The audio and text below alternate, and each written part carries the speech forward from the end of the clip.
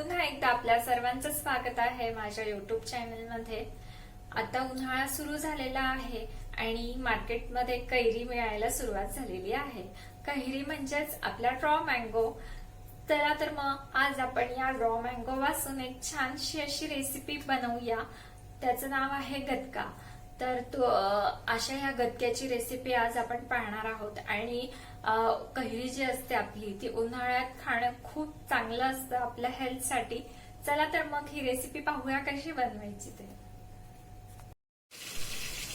आज आपण पाहणार आहोत कैरीपासून गदका कसा तयार करायचा ते। त्यासाठी मी इथे 2 फ्रेश अशा कैऱ्या घेतलेल्या आहेत। कोणत्याही कैऱ्या तुम्ही म्हणजे कोणत्याही प्रकारच्या कैऱ्या तुम्ही घेऊ शकता। इथे मी तोतापुरी कैऱ्या घेतलेल्या आहेत।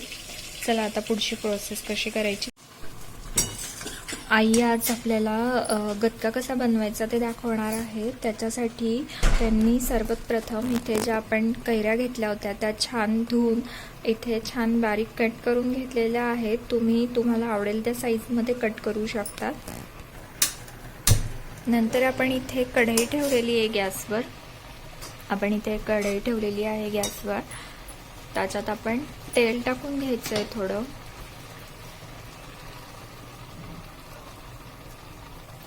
तुम्ही पाहू शकता अगदी थोडं तेल टाकून घ्यायचं आहे आपल्याला। आता ते आपल्याला गरम होऊ द्यायचं आहे। आता आपण तेलामध्ये जिरं टाकून घ्यायचं आहे। जिरं छान तळपलं की त्याच्यामध्ये आपण थोड्याशा मेथ्या टाकून घेणार आहोत। साधारण 1 चमचा जिरं आणि 1 चमचा मेथ्या असं घेतलंय। आणि आपण आता इथे पाव चमचा एवढा हिंग टाकून घेणार आहोत। त्यांना छान तेलात आपल्याला परतून घ्यायचंय। नंतर आपण तिच्यात पाव चमचा एवढी थोडी हळद टाकून घेणार आहे। आता आपण त्याच्यात ज्या आपण कट करून घेतलेल्या कैरीचे तुकडे आहेत ते टाकून घेणार आहे।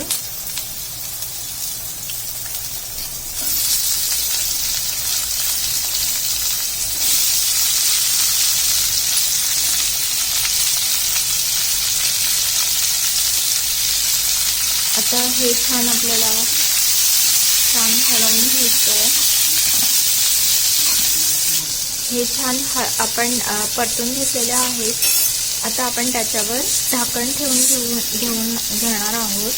आणि ह्या कैऱ्या आपल्याला मऊ शिजतील तोपर्यंत तेलात आपल्याला होऊ द्यायचं आहे त्यांना। आता आपण त्याच्यावर झाकण ठेवून घेऊया। आता मधून आपण झाकण उघडून त्यांना हलवून घ्यायचं आहे आणि मऊ शिजतील तोपर्यंत आपण। तुम्ही पाहू शकता आता इथे आपली कैरी छान शिजलेली आहे।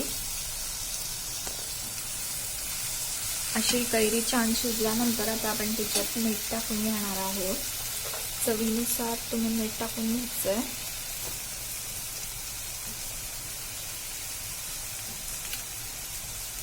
नंतर आपण त्याच्यात 1 चमचा तिखट टाकून घेणार आहोत। तुम्ही तुमच्या आवडीनुसार कमी किंवा जास्त घेऊ शकता। आता याला छान कालवून घ्यायचे। तुम्ही पाहू शकता आपली कैरी किती छान शिजली आहे। इथे मी 1 वाटी गूळ घेतलेला आहे तो आपण टाकून घेणार आहोत। थोडा करून टाकून घ्यायचं आपल्याला। तुम्हाला जर जास्त गोड आवडत असेल तर तुम्ही गुळाचं प्रमाण वाढवू शकता।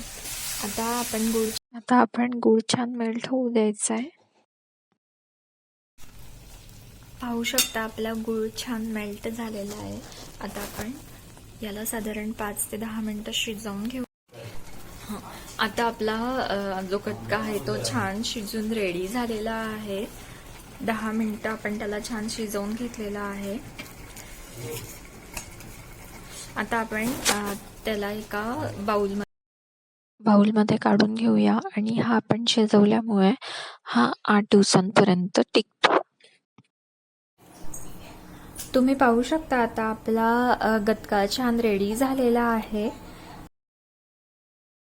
खूप छान आहे, असा टेस्टी लागतो हा। आपण हा जॅम म्हणूनही पोळीसोबत खाऊ शकतो। अतिशय चविष्ट असा लागतो हा।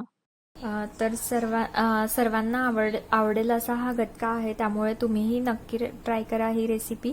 आणि जर तुम्हाला ही रेसिपी आवडली असेल तर व्हिडिओला नक्की लाईक करा, कमेंट करा आणि सबस्क्राईब करायला विसरू नका. थँक्यू.